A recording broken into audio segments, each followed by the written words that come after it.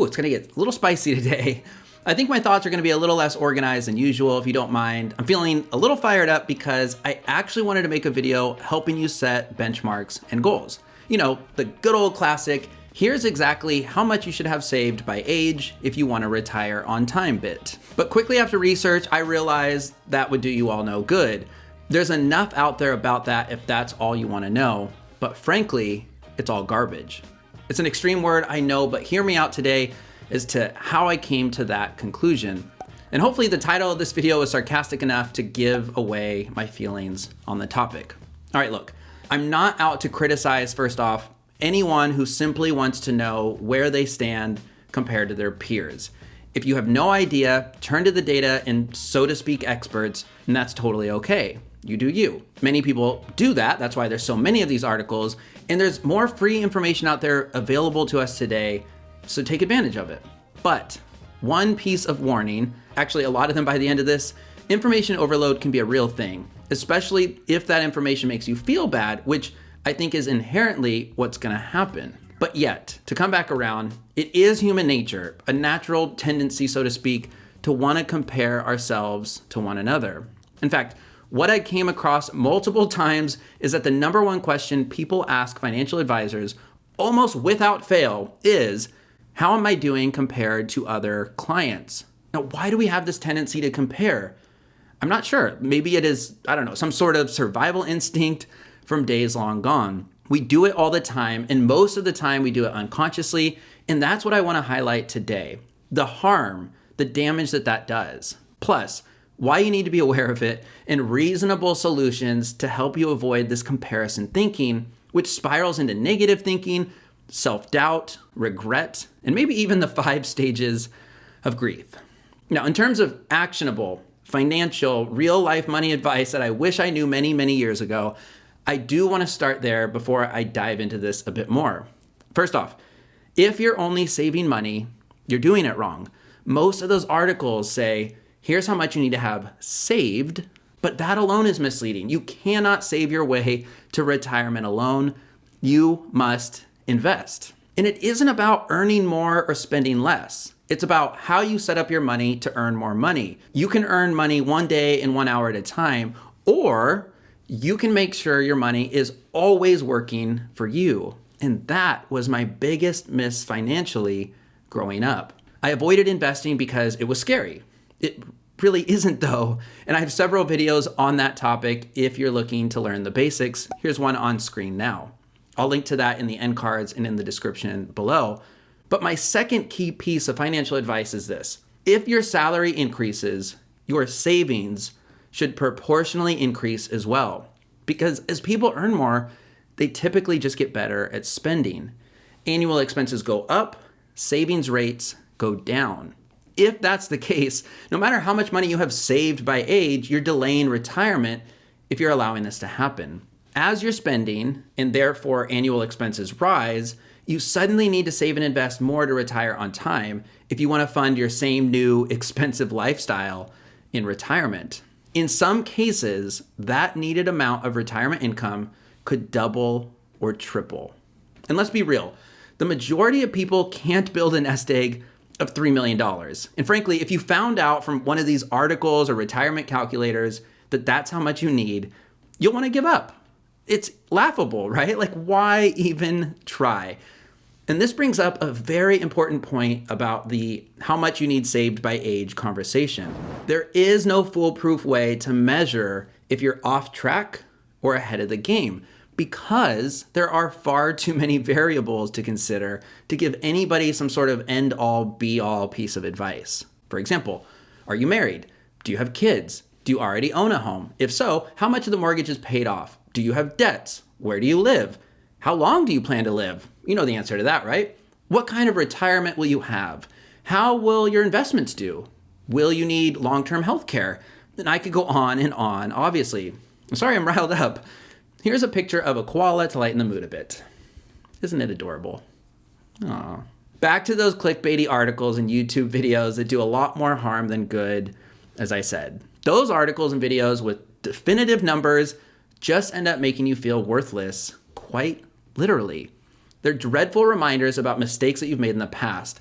That is never how I approach personal finance. In fact, the first unofficial tip in the introduction of my second book, Money You Can Hack It, is this. Forgive yourself. Stop beating yourself up for mistakes you've made or procrastination that's delayed your success. You won't be able to focus on the future if you spend energy thinking about the past. We all have room for improvement. Start fresh, think forward, and stay positive. Mindset is everything. Okay, so what can you do instead, no matter where you are financially and at any age? So first off, take a step back and focus on what age you want to retire. And don't be scared to dream big and try to retire early, even if you feel way behind. You know what they say about aiming for the moon and landing amongst the stars. Wait, actually, that's pretty much what they say. I said it. Next, evaluate what type of retirement that you hope to have. Now, if it's traveling or otherwise lavish, well, you've got some serious work to do, but it's doable. If it's the opposite, and you can keep your expenses down, you might actually be able to retire in 10, 15, 20 years, no matter where you're starting at, even without an insane savings rate. And a little pro tip here, side hustles and passive income can help you get there faster. It's also critical that you build habits before you focus on numbers or vague rules of thumb or guidelines. Like working out, working on your financial muscles takes consistent habits over the long term. If you feel behind or off track, you will not fix it with sheer will and force someday. Next, I want to talk about a key concept that I actually recently learned about from the Financial Rockstar podcast. It's this idea of gap mentality versus gain mentality. And I'm going to start by putting this data on screen. This is what most articles and videos cover. This is how much you technically should have saved by age to retire on time. Take a moment to look at this. Really look at it. We're going to call this exposure therapy, I guess. Now, I know the first thing you're going to do is you're going to lock in on your age in that chart. Lock in on the number and compare it to your own estimated net worth or savings, right? That's natural. In fact, you probably aren't listening to me now because you're too focused on how you stack up. And if you're feeling behind as you look at those numbers, I'm going to make you feel a little bit better. I'm just going to pick my nose on camera because at least you're doing better than this guy, right? At least you went through your day without picking your nose in public. I mean, you're still winning at life overall compared to this guy, right? That was weird. All right, back to the numbers. As you looked at those numbers, you were likely measuring yourself in the gap and not the gain. As you looked at these numbers, did you think, I feel behind? That right there, if you did, is gap thinking. It's looking to compare yourself to others or the status quo. What I hope you'll consider instead is gain thinking. Think instead about the progress you've made. Think about where you were 5, 10, 20 years ago and where you are today. What have you gained? And I'm not just talking about money, by the way. How far have you come beyond those years and what opportunities lie ahead of you? If you're saving for, let's say, a down payment on a house, don't think, oh, I'm still $30,000 away. Think, wow, 18 months ago, I had just $5,000 and now I have $12,000. I have more than doubled that. And I'm making these numbers up, but you get the idea here. Typically, money breeds gap thinking. It creates these little success scorecards and it's dangerous, it's unhealthy, and it's never productive. And honestly, perhaps this is the reason talking about money is so taboo. As humans, we can't help but instantly, in the back of our minds, compare ourselves to others. To practice gain thinking, remember that money is simply a tool. It's neutral. It's you, or see also your peers in the media rather, that makes it seem like more than that. It helps you simply get what you want. It's as simple as that. Minimalists, for example, need very little. Some want a lot and they want to travel often, but you can only compare yourself to what future you want out of life. Or better yet, again, compare yourself to where you were 10 years ago financially and also on a happiness level. Ignore the media and enjoy your life. Be present, be happy. Set goals, but make sure they're your own and for the right reason. And here's another interesting point about gap thinkers. They can be extremely successful, but not necessarily happy. They continue to move the goalpost to want more and more, or they spend so much time working because #hustle culture, and they don't stop to reflect on what matters most, who matters most, what they really want out of life, their big picture Why? If you want to be unhappy, compare yourself to others. If you want to be happy, spend time reflecting on where you are now versus where you used to be, and spend time thinking about where future you wants to be and why. Catch yourself when you find yourself spending any time thinking about the Joneses or what others might think of you, or if you find yourself comparing yourself to others in general. Quite honestly, that's what it took for me to hit record here on the channel in the first place. I finally got out of my head. Actually, no, I got into my head and I figured out the only thing holding me back from starting a YouTube channel and hopefully being successful is my fear of what others are gonna think in comparison to those that are much more successful than me. But then I redefined success. I thought, if I can gain 100 subscribers, that'd be awesome. If I can get monetized, that'd be amazing. If I can make 2 videos a week instead of 1, I could help and reach more people with my message. If I could show up consistently, I'd be proud of that. And to my surprise, by the way, the comments and feedback were super positive. There was just so much positivity coming my way when I finally just took the leap and got out of my head. Every day, my metrics look a tiny bit better, and I'm able to reach more people because of my habits. How freaking cool is that?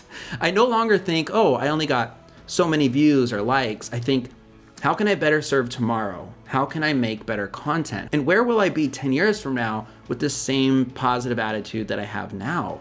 What if I just got 1% better each day?